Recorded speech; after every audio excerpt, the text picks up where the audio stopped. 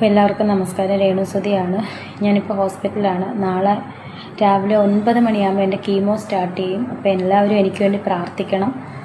ഞാൻ റിക്കവർ ആകാൻ പ്രാർത്ഥിക്കണം. എന്നെ ഓർത്തിട്ടല്ല, എൻ്റെ ഋതപ്പനെ ഓർത്തിട്ട്. അവൻ കുഞ്ഞാണ്, അവനെ ഓർത്തിട്ട് എല്ലാവരും പ്രാർത്ഥിക്കണം. ഇപ്പോഴും എന്നെ ഞാൻ ചത്തുപോകട്ടെ എന്നൊക്കെ പറഞ്ഞ് കമൻ്റ് ഇടുന്നവരോട് എനിക്കൊന്നും പറയാനില്ല. അതിലുപരി എന്നെ ഇഷ്ടം പോലെ ആൾക്കാർ സ്നേഹിക്കുന്ന ഓർത്ത് ഒരുപാട് നന്ദി പറയുന്നു. So thank you so much. എല്ലാവരും പ്രാർത്ഥന ചോദിക്കുന്നു. എല്ലാവർക്കും നമസ്കാരം. ഇന്ന് ഞാൻ പിക്ക് ലൈൻ ഇട്ടതിന് നല്ല പെയിനുണ്ട്, വീട്ടിലുണ്ട്. മുഖത്തൊക്കെ പാടുണ്ടല്ലേ, അതൊക്കെ ഉണ്ട്. ഭയങ്കര പെയിനാണ്.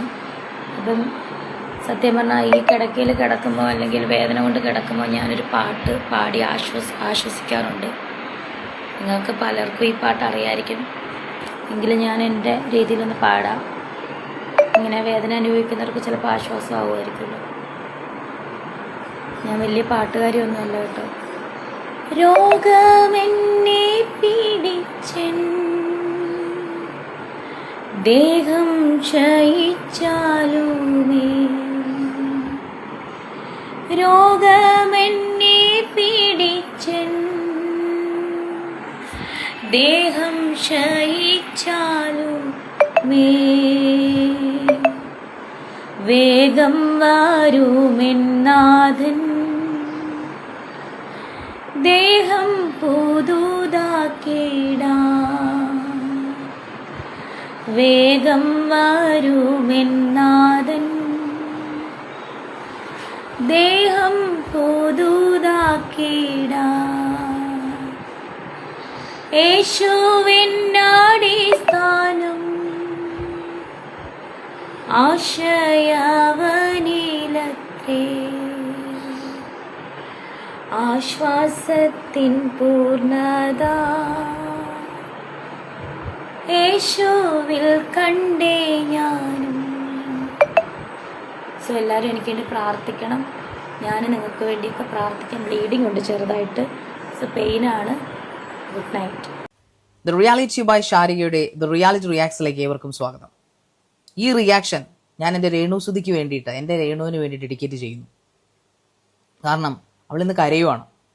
വേദന കൊണ്ട്, ചികിത്സയുടെ വേദന കൊണ്ട് അവൾ ഓരോ നിമിഷവും നീറി പുകയുവാണ്.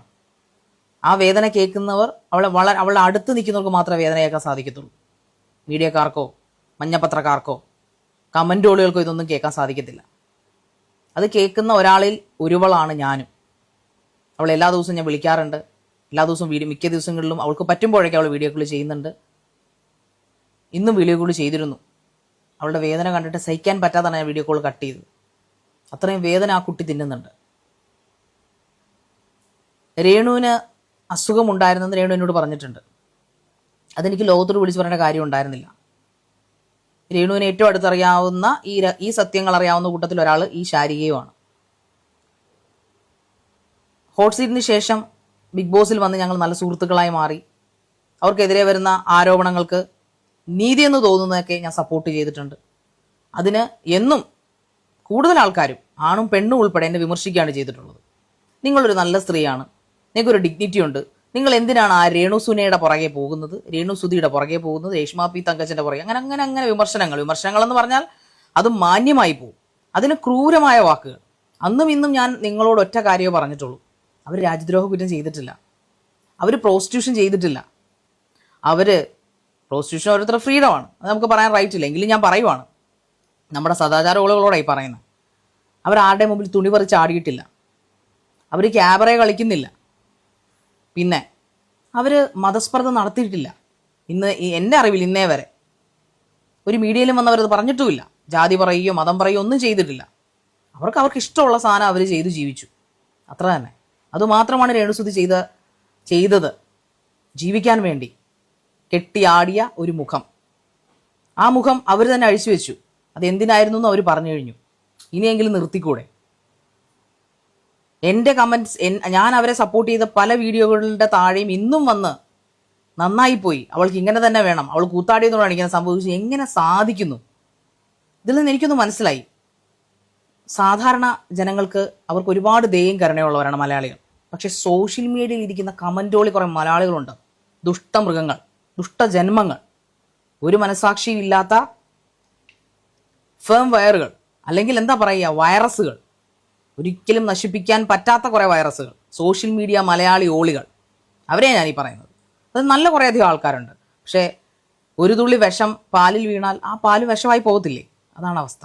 ഇനിയെങ്കിലും നിർത്തിക്കൂടെ നിനക്കൊക്കെ? അവരെ വെറുതെ വിടും. രേണുസുതിക്ക് ക്യാൻസർ ആണ് എന്ന വാർത്ത മലയാളികൾ എല്ലാവരും തന്നെ ഞെട്ടലോടെയാണ് കേട്ടത്. ആഴ്ചകൾക്ക് അല്ലെങ്കിൽ മാസങ്ങൾക്ക് മുൻപ് തന്നെ ഈ വാർത്ത പുറത്തു വന്നിരുന്നു. എങ്കിലും അത് ഒരു തെറ്റിദ്ധാരണയാണ് എന്ന രീതിയിൽ ആ വാർത്ത പോയിരുന്നു. രേണു തന്നെ ആ അസുഖം ആർക്കും വരരുത് എന്ന് പ്രാർത്ഥിക്കുന്നു എന്നാണ് അന്ന് പ്രതികരിച്ചത്.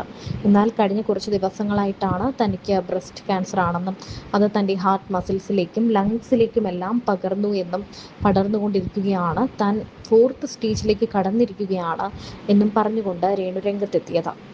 വല്ലാത്തൊരു വേദനയോടെയാണ് ശരിക്കും പറഞ്ഞാൽ ഇത്രയും നാൾ പ്രാഗിയവരെല്ലാവരും ഇപ്പോൾ രേണുവിനെ വേണ്ടി പ്രാർത്ഥിക്കുകയാണ്. തനിക്ക് തൻ്റെ കുഞ്ഞിനെ ഓർത്ത് മാത്രമേ സങ്കടമുള്ളൂ. എൻ്റെ കുഞ്ഞിന് വേണ്ടി ഞാൻ ജീവിച്ചേ പറ്റൂ. എനിക്ക് പണം ഉണ്ടാക്കണമായിരുന്നു. അതിനുവേണ്ടിയാണ് ഞാൻ ഈ റീലുകളിലും ആൽബങ്ങളിലും ഒക്കെ അഭിനയിച്ചത്, ഈ ഉദ്ഘാടനങ്ങൾക്കും ഗൾഫിലും എല്ലാം പോയത്. എനിക്ക് പണം വേണമായിരുന്നു, എൻ്റെ ചികിത്സയ്ക്ക് പണം വേണം, എനിക്ക് എൻ്റെ കുഞ്ഞിനെ നോക്കാൻ പണം വേണം. പണത്തിന് വേണ്ടി തന്നെയാണ് ഈ 3 വർഷം താൻ ഇത്രയും പരിഹാസങ്ങളും ഇത്രയും ശാപവാക്കുകളും എല്ലാം കേട്ടിട്ടും താൻ മുന്നോട്ട് പോയതെന്ന് രേണു പറയുന്നു. ശരിക്കും ഇത്രയും ബോൾഡായ ഒരു സ്ത്രീ, ഇനിയും അവർ മുന്നോട്ട് വരട്ടെ, ഇനിയും ജീവിക്കട്ടെ. രേണു ഇപ്പോൾ ആശുപത്രിയിലാണ്. നാളെ കീമോ തുടങ്ങും. എന്നാൽ രേണുവിനൊപ്പം കുടുംബം എല്ലാവരും ഉണ്ട്. എല്ലാവർക്കും ഒപ്പം നിൽക്കാൻ പറ്റില്ല. സഹോദരിയാണ് കൂടെ ഉള്ളത്.